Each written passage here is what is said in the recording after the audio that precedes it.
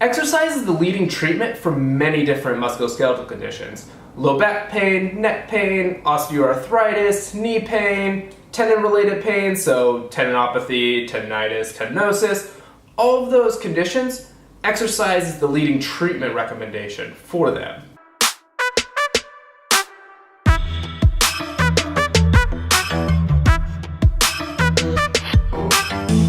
And while it seems that exercise would be used to help strengthen the muscles and provide some stability, it seems that there's probably other mechanisms at play that help exercise decrease musculoskeletal pain.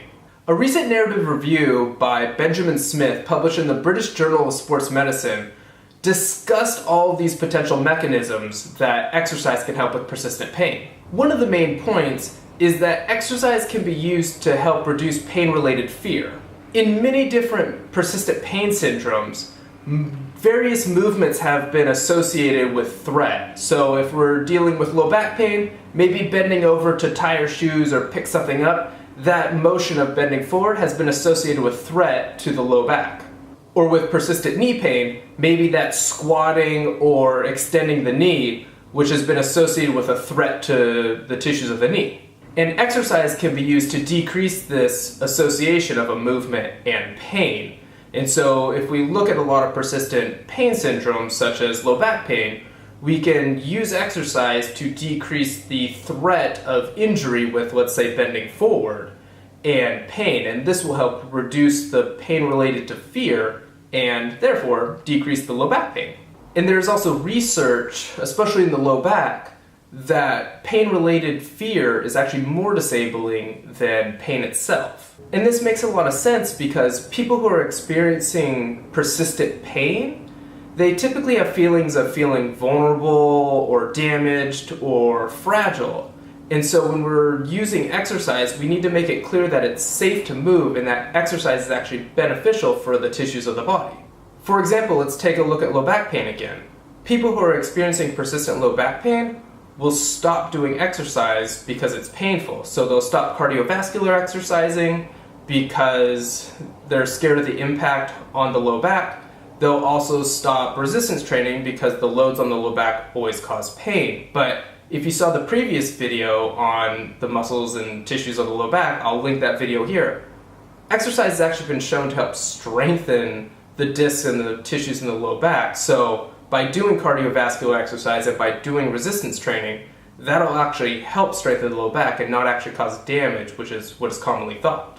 Exercise can also stimulate some of the systems that help inhibit pain, and this is called exercise-induced hypoalgesia. There are two main systems in the body that can help inhibit pain. There's the endogenous opioid system, and then there's also the endogenous cannabinoid system. We're all kind of familiar with the opioid system. That's the system where opioid drugs are used to help decrease pain, but your body also has its natural mechanisms to help stimulate that system.